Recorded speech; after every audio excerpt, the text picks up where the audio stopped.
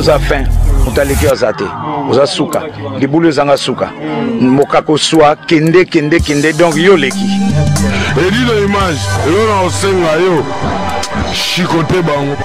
Bonjour chers internautes partout dans les quatre coins du monde. Vous nous suivez en direct chez Edino Bilengi TV, chez Gilva Mantseka TV et chez Kulutu Magellan TV, la diaspora en marche. Nous sommes heureux d'entrer dans votre maison, partout où vous nous suivez, même au boulot, au travail ou dans la rue. Espérons que nous sommes bien accueillis. Nega boyebi que tout ça là kaba makambo oyo pour informer peuple na biso partout na 4 coins du monde. Lelo to na basango mingi ya kopesa bino tokobanda na likambo oyo toujours na Suisse ya messieurs les grands producteurs oyo azali ko produire ndeko na biso defa o matumona aote ko tika biso o likambo na eti lelo na nosili pendate pour kalater il faut sous tout en France pour la 40e jour depuis tika qui est la dernière demeure côté à Kinshasa toujours une nouvelle thé. Alors mais c'est le producteur Big Antum pas d'aller qu'on produire malheureusement une semaine après enterrement ya ndeko na biso de Fao Big Antum be a outu ko perdre papa na Angola. Il passe là qu'il a pris le papa naé, monsieur Gabi, monsieur Gabriel. Il y a de profiter pour nous représenter ma condoléance. Na combo ya Edino Bilengi TV, Gilva Mantseka TV, et Kulutu Magellan TV. Na basango o to ena ngo eza kafu lelo penza ezali kambo o utiko leka weekend passé na Mbanzangungu. Et ça les biso passe mingi période moko toyoka kisango ke ba Rwandais ebele ba komi kosomba bandako na ba Congo. La diaspora s'inquiète ki na makambo wana. Ate ko sa eloko te basomba bandako. Mbanzangu mboka oto ebi ke za mboka ya calme climat ya poto. Ozoka pinda solo ya nature bio. Mai na ngokuneza kama lili mais mawa mingi oeza mbala ya mbote ke to ka sango kuna na Mbanzangungu batu bakomi kuwa likambo ya kokamwa Mbanzangungu ezaki mboka ya kimia mais weekend mawa mingi uti ko leka makambo ya somo uti ko leka na Mbanzangungu to bien que président la République démocratique du Congo après qu'on couvre là batu na Ituri kuna na Djougou o batu ebele après qu'on couvre là batu na Matadi Kibala a outi le sou qu'on couvre là moi si à 30 ans na kombo ya Bumba aza une des descendants ya famille Bumba moi si à 30 ans. Au début de la semaine, à l'Ongoye Kinshasa, à Géotard Mobali nae, na Mbanzangungu. Et comment qu'il y a na Mbanzangungu, babengi sœur nae, na Kinshasa, ou ya Landae, Naomi, Bumba, pour pas payer ça, il y a Passi, que grande sœur nae, ou ya 30 ans, à Outukotika Biso. Balobini likuna na Mbanzangungu. Dans Mbanzangungu va passer un message que Bakuluna va bomber. Tout ça est enquête auprès des résidents de Mbanzangungu. Biso tout ça à Paris.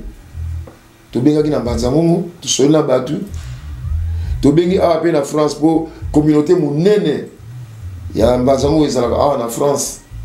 Batu ba Mandiki, Jojo, wa koma na Kenya, ba Tanzanie, ya bandaka liboso na Paris, na ba Mese Mira Mabunu, na ba Chantal Kembo, ba moni so bafandaka na Paris, tout ça li enquête na communauté ya munene ya Mbanzangungu na France. Ba lui pensa que ba kuluna na Mbanzangungu comme tel eza terrain ya ba kuluna te. Alors, tout pesima, tout ça ko senga na l'état congolais. ba Congo ezalaka terre promise ezalaka terre oyo makila elinga balingaka te makila etanga na mboka ya ba Congo là eza ebandeli na Mbanza Ngungu makile komi kotanga na Mbanza Ngungu likambo wana tolingi l'état congolais esila bato nyonso ya Congo ya RDC oyo bazokufa lokola Monsieur Félix Tshilombo ozali ou azali père de la nation. Donc tout être humain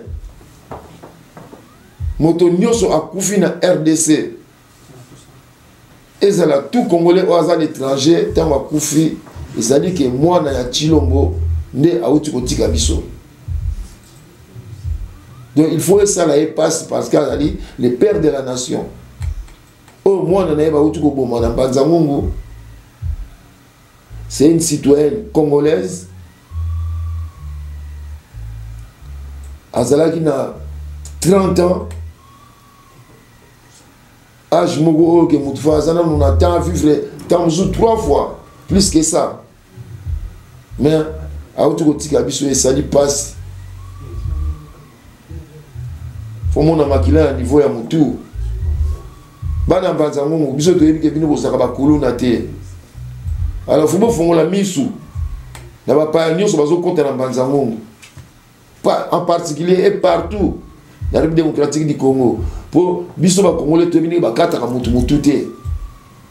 To bini ba pasola ka mutu nzoto te. Alors somo wana pour ba bangisa biso.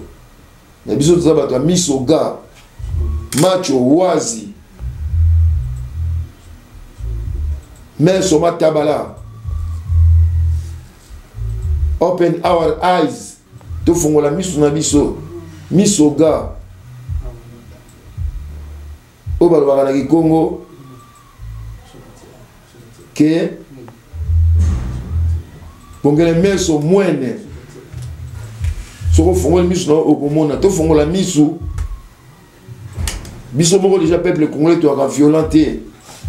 Alors violence aux autres ba paya to boya yango faut dénoncer dans l'état. Petite sœur na biso bumba uti kotika biso na 30 ans na Mbanza Ngungu. Tout ça va exiger l'État enquête ça le plus tôt vite possible. Il faut qu'on Batouana. Et qu'on punisse grave, même la peine de mort. Sur la peine de mort ici là dans les pays occidentaux, bango baza ba pays occidentaux. Baza na ba kamuna bango ba kutini na bango ba loi na bango, biso pe na RDC to na ba kutini na biso to na ba loi na biso. Biso to mesen ko bomate oya bomi ba okata epé mutu après enquête bien sûr. Mais c'est Matubwa Nazalaki wana aloko taka ba kuluna nyonso ya Mbanza Ngungu nyonso ya Kazangulu ya Kimpese calme kota. Alors ba to bele ba zo triquer toujours azonga na place te pona nini ya za ka misu makasi côté sécurité. Il y a un tricage de Salama. L'homme qu'il faut à la place qu'il faut. Tant que tu respectes un côté, pays n'abisso et qu'on s'enfonce caca. Si tu comptes un trou noir, alors qu'on ressuscite le pays et qu'on a très très difficile. Il y a un autre méthode à 7 ans. Mais c'est Félix qui est le père de la nation. Tout le monde a naturellement. Que a commis un âge, a commis senior, a tiki biso. Bakam joué ya kaba maladie, moko moni ke mutakufi na malade. Mais oya kobo mabatu boye. To kola na culture wana te. Il faut ko beta do boko na table makambo wana esila. To lingi eloko wana te na pays na biso, to lingi yango te, to lingi yango te. Mes excuses. Yango tonga to beta sete na makambu ya Mbanza Ngungu esika famille Bumba oyo to ebayi ke le général Bumba Mwaso wanaza koko na bango ndeko ya Désiré Bumba wa uta kotika biso na Toronto kuna na Canada ndeko na biso mwesa kufa kaka boye na fleur d'âge 30 ans. Nous disons non, c'est non. N-O-N souligné en majuscule. Ezalambala suka. Bana mbanzangungu. Bofongola misu. Ino mesana kotanga. Bo mesana ba voyage. Bo mesana ko boma ba douter. Eza makamuna binote. Bo linga bo aider l'état en quête wana isa mamalam. Ba coupable bazo mbano na bango. Na cadre kaka ya makambu ya mawa. Mais to kota siko na sujet ya mawa mais ya quand même ya soulagement. J'espère que bande ko na biso neti ba dadimbe la ba olanda biso na matadi. Petit frère na biso eke ko na Kinshasa, Serge Louya na Kinshasa, na Eric Voka, sans oublier Mbaki Dada Weston na Kinshasa. Bande ko na tangi le 10 février au Witiko Lekawa, ba utiaki ko inaugurer mausolée ya Monsieur Ngantse Kurubio Stervos Niarkos na Kinshasa. Nous sommes les œuvres à Monsieur Rivekono, le nouveau pape de la religion Kitendi. Il a dit, il a fait. Au début, il y a des doutes. Il y a des gens qui sont congolais. Pour Congolais promettent à réaliser. Mais les Congolais dans l'esprit n'a été. Il a dit, il a fait. Après une année à travaux, mausolée Sili, inauguration Salamaki le 10, en marbre, les Kambaboué donc, aux ala Satan, et ala Nzambe, Maboko, et Zoka Kanangote, Soko Betel Moutassaïd Kamalamu, bravo, Oboko et Zoka Kate, et Manango le vieux musée, de Kourou Papa Wemba, Ndima Moutuna Valère, Naina le Kambouassadi, Oyo Koutou Satan Sepeli. Car M. Rive Kono, merci. Nzamba Sepeli. Mais en tout cas, mon toutou, partout aux alliés, il y a que tu es belé, va Sepeli nango. Oh, Mouta Sepeli, tu es dans le monde, on sous-souté, dans les réseaux sociaux. Félicitations à tout le monde. Vous appréciez les Cambouas, tout ça là. Na benga gen na tunye, olingi ba pesa onini. Alors même merci nana pour ça na moté. J'ai dit, j'ai fait. Pour l'honneur, il y a jeunesse, il y a Afrique. Pour la jeunesse, pour l'honneur, il y a histoire, il y a Afrique. Pour l'honneur, il y a musique, il y a Afrique. Donc félicitations, M. Rive Kono, dans Moussala au Sali. Espérons que tu es un exemple. Parce que tu as profité de tel dans le Cambo. Il y a Papa Wemba. Papa Wemba Tika Bisso. Le gouverneur a Tangwana, en 2015, il y a la mère Amazon, Mami, qui est la mausolée à Papa Wemba. Ça tombe bientôt 6 ans. Tout le monde a gagné comme côté. Alors, tout le monde a l'autorité, il y a le programme. Précédent gouvernant Tiki gouvernement Oyaka et Silisaka programme Oyo Bandinga Batikaki.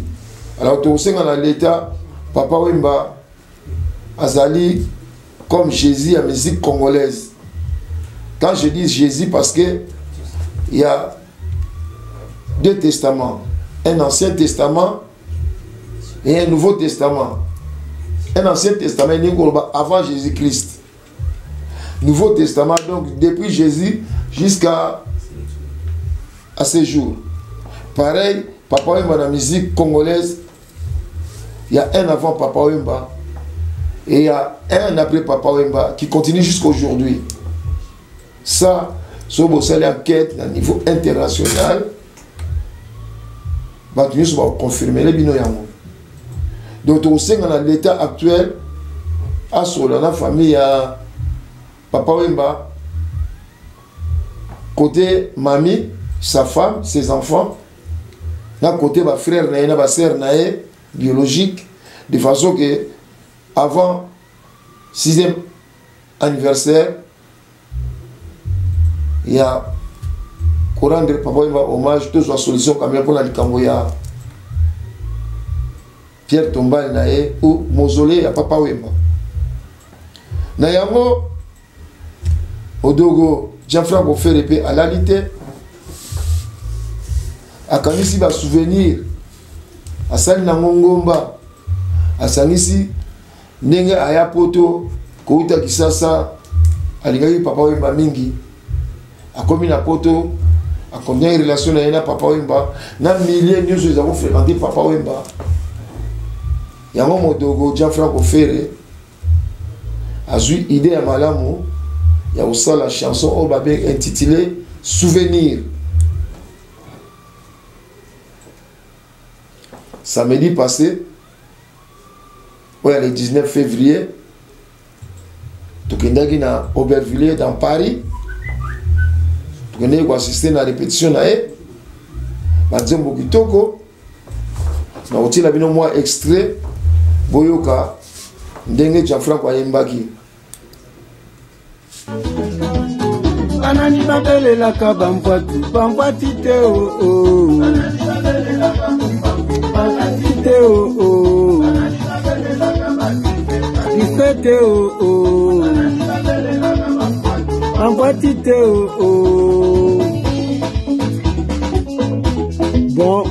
c'est bon Imperator et Modogo Jean-Franc Offerepe en direct de studio. Direct de studio, toujours souvenir, la cave à souvenir. La cave à souvenir. Nakolo Belabana, il y a Helvétique Confédération.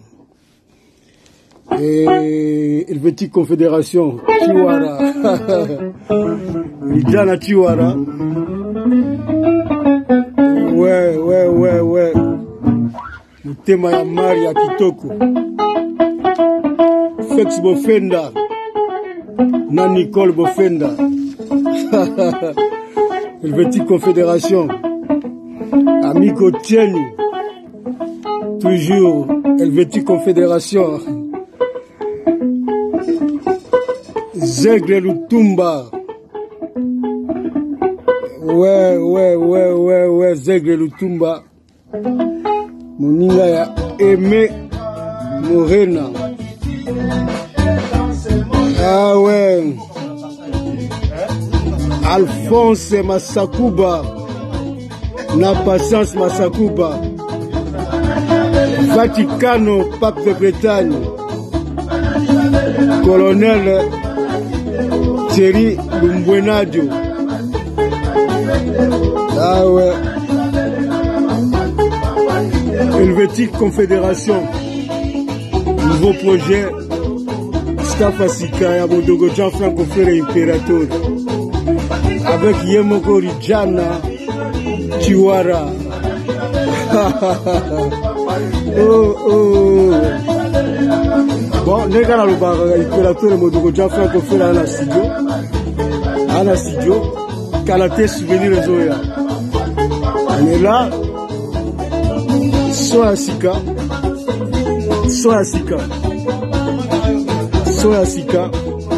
Bana Helvétique mouvement sika ya SAP élimination Zerland comme on a Helvétique Confédération elamba idéologie na idéologie nani babelelaka bambwati te o Lijana Chiwara en direct mouvement yango wana c'est salami na Switzerland mouvement ya soutien à Imperator et Modogo Jean-Franc Offerepe ouais la Bossanité Jean-Jacques Pagna ouais la Bossanité Junior Kinsassi la Bossanité JC Angala Fumo original la Bossanité Adio Diogène de Genève Imperator et Modogo Jean-Franc Offerepe Paz de Kutula gouvernement vintage de premier Merci beaucoup. Cause la souvenir Zoya Ndembo na se Zoya. Ndeko ba bolingo bouti komona ndenge na otoko yibisa bino ke Modoko Gianfranco Ferre Fumwa Putu mo Imperatore ah Gianfranco bomoni bouti koyoka souvenir donc ngamona assista ki yango boyebi ke ngai balobaka tous les Congolais ou tous les héros savent chanter nanga balobaka sauf ngai kola pimela ngai yango instrument de musique mais à compenser pesa ngai litoi oreille musicale côté na zaka fort ngamona fongole pe matoi nanga na yoki très bien banzembo ya kitoko ayambi batu ebele baninga nini so ya kala ba souvenir ya vie na ye ninga bota mwana na ye Robi Gianfranco vraiment musique kitoko. J'espère que Batloga va partir Kapangala, Pati Mbengani na Lyon, Fex Bofenda, Mobile maman Nicole Vula, Bozanga te pour ko tia assistance na musala oyo Gianfranco Ferre zo sala o nzembo album titre nango souvenir. Biso a na studio tout ça na esengo mingi ya va pesa bino nouvelle wana pe nouvelle mususu ezali ke oyo azala posa ndako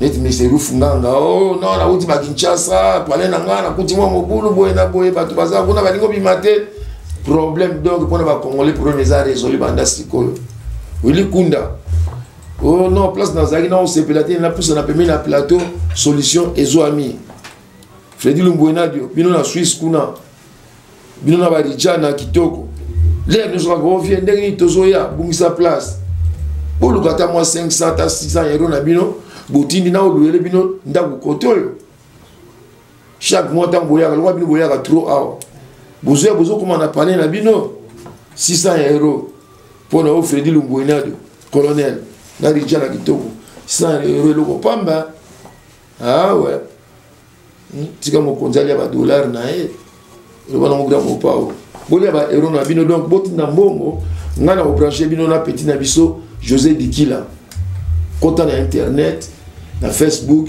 o beti José Dikila vous avez besoin ya studio vous avez besoin ya F1 FD F3 José Dikila zo bandaku a o peso ndaku o sepela il suffit que yo za la réglo makamino tumbote vous avez sika kitoko petit na ngap Papi Chesko Mokonzi.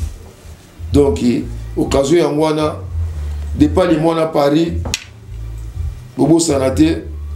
Donc, occasion ya mwana, P69 m'a bien, on a un problème mandat pour José Dikila, de Gonabiso, patriote, mounene, Asimi Masolona, ma commanda pour, voilà, comme le Gane, Sabino Angwana, César Ngadi, Naibike, César Ngadi, Amakasi, côté Banda pour na Kinshasa.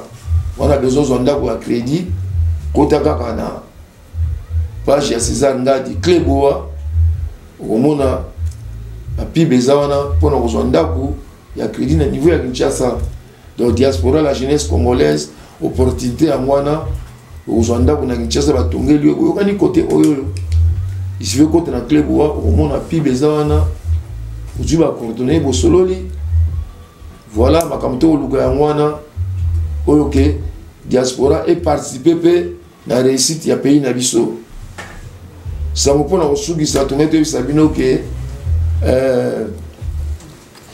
de Gonabiso, Maître John, na Kinshasa, Azo sang ça va diaspora. Aux Akana Brazza, aux Akana États-Unis, na Brésil, na Canada, et pas Olivier Bolia, na Serre Nabiso Ngamu. Na États-Unis qu'on n'est pas ya Claude Meka ils ont en Angleterre et c'est à Asie donc ce qu'on a à Kinshasa Kende Koluka Maître John au côté de l'association diaspora na Katia Bled ya RDC au côté de l'association là bah ezali salisi ko salisana ko zala lisanga vous avez un problème il y a vous créer société dans la Kinshasa. Tout ça, on a un problème d'investir dans qui va orienter yo va caler aux alliés sous-soutés oh madé soit ban na porte moko boye non à partir de l'association on a la porte est ouverte et gratuitement quand madé soit ban les les sous-soutés faut profiter de yango voilà yango ndé ba nouvelle autre ça qui dans mon lelo donc son avis qui na sala récapitulatif donc dès qu'on a vu ce big en Tsumbu a eu perdre le papa na Angola ça fait 2 semaines après quand enterrement a des FAO et moi quand je voyagé mardi oyolo pour que ne kotika papa na dernier des mères papa na wa sali makambu ya malamu na vie to solo ya Mbazangu en particulier et en RDC en général toute personne a koufa même à la diaspora azali moi na ya Félix Tshisekedi qui est le père de la nation actuelle et le papa a protégé Rabana nae et c'est le président aux a devoir il y a protéger tous les peuples congolais post scriptum na Zambie bazo kanga ba congolais balé ba mbongo abimi bolo balobi na yeko za libérer tel jour mais au monde bazo senga ile sumbongo so mbongo yate bazo ngisie na bolo donc bana na yo bazo kanga bango partout na mokili tout le monde comme na mutunde ko so kufina Brésil pour rien pas de défendre ba droit na donc mais c'est Tshisekedi le golo ça père de la nation nous allons devoir protéger tout peuple congolais partout où il est dans ce monde. Voilà, tout le monde sur le solo arrive kono ou tout ça la inauguration. Grâce à l'inauguration ya mausolée, il y a les gants Kuru Biostéros Niarkos. Puis malé la moi na bateke, ba tout ça le 10 février à Kinshasa. Félicitations à Rive Kono et à tous ceux qui ont participé de loin ou de près dans la réalisation de mausolée wana. To remercier diaspora pe ba na Kinshasa makambo leki na entente moko ya très bien. Pour nous souvenir tout baki modogo asana studio a aussi un souvenir pour nous récapituler histoire ya vie nae na bateau ya fréquenta. Voilà la nouvelle ya moi na auto on peut s'abonner mon kolalelo bo s'abonner na Edino Bilingi TV na Gilles Vamanseka TV na Kulutu Magellan TV de bon recevoir nouvelle à tout moment. Voilà Rabino Kulutu Magellan comme d'hab. À la prochaine occasion. Donc Paris, Belgique, Suède, partout Allemagne. Genre c'est global et PM Express. Il y a Yemeye, Patrick Malouavengi. Délogés à Moko. Hein? Donc la chance il y a fret, on a bateau, on a avion, on a wapi. Global Express. Bakifuna nyoso na lokeno na Angola. Ceux qui n'ont pas de contrat, n'a pas agence à minenité et kokende. Patrick Malouavengi. Vraiment, l'économie sur Congolais, il faut tout promouvoir. Par carton, par conteneur, par valise, pas mal, même bongo. Kolukano minonote. Maman global PM Express. On bus toujours artiste Oyo, nous avons toujours bateau bazar na idée sur le Patrick Malouavengi. À aire d'ouverture, la chose allait de lundi à samedi, de 9h30 à 19h30.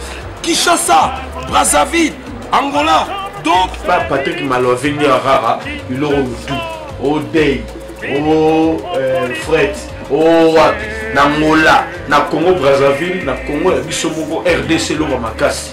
Oh Nyoso, Alingi, Atina Biloko, Kuluka Mundonote. Tokutani Awa, Global Express, Patrick Malouavengi. Fret aérien, maritime, téléphone, Edino Image, au Kozwa. Yeza Kaka, au Pessi, au récupérer la Kinshasa, Patrick Malouavengi. Global Express, bonne adresse, il n'y a pas de Mindondo. 25 rue Léon 75 18 Paris, métro Château Rouge, même métro Macadé. Poussa, na ba poussa na Global Express pe avant na idéologie ngwana. Vive l'agence Global PM Express Patrick Malouavengi. Global Express, ils ont aidé la population congolaise, communauté Nabiso au en France, pour la reçu la déroulation basée à l'étranger, précisément à Congo, Kinshasa, Angola et Brazzaville. Tous les autres dans la colis, tous les fret par conteneur, les fret maritime, dans les fret aériennes ou tout dans l'avion. Tout dans la petit colis, dans le express où cela va des jours. Et ceux qui ont un service funéraire, au cas où j'ai problème à décès, pour hésiter, comment on a mis au fouti à la poto, au salle maramio sur ma kin, la dengue et à biso la poto, au l'équipe agence, au jus DVD nayo, au monde dengue prestation et les cas qui n'akin, selon goût nayo catalogue des alliés. Donc fidélité à mourir, au tien lélo, aux huiles lélo. Vitesse de diffuser. Gloire Express, bas côté les masses. Salon MK Coiffure. MK Coiffure ezali salon ya bana mboka na Jivizi sur Orge. 7 rue Hoche 91 260 Jivizi sur Orge. Sortie Condorcet. Salon ya bana mboka. Et na salon MK na Jivizi à proximité à gare. Donc to bengi bino boya mingi boko sepe là. Ça bo outil par-ci par-là boya ezo kwase de colonial surtout to bengi bino boya ko sala basuki na bino awa na salon MK eza na Jivizi à proximité na gare à Jivizi 7 rue Hoche to bengi bino boya ebele botala nga kaka nde basalinga suki na maquillage donc basalinga awa jeune million Rayson à 91 à Paris ça va on a un beau garçon.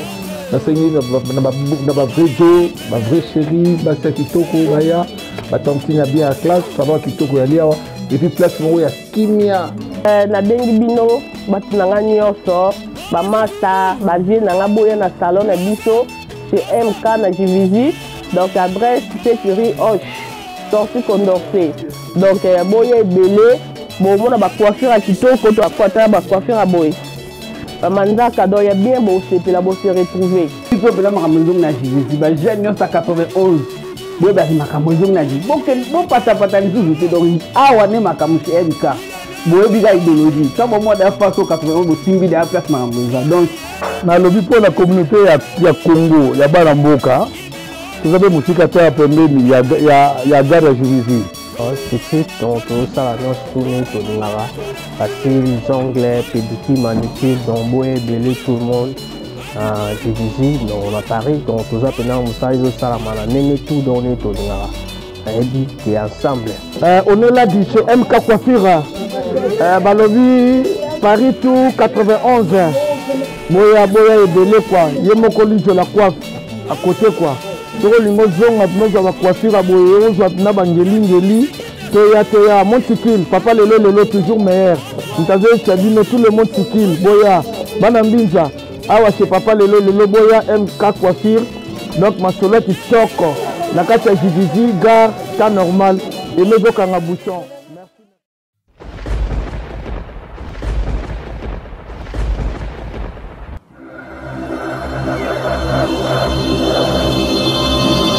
Edino, yoza fin, utaliki ozate, oza suka, libulu zanga suka, mokako soa, kende, donc yo leki. Edino image, yo na osenga yo, chikote bango.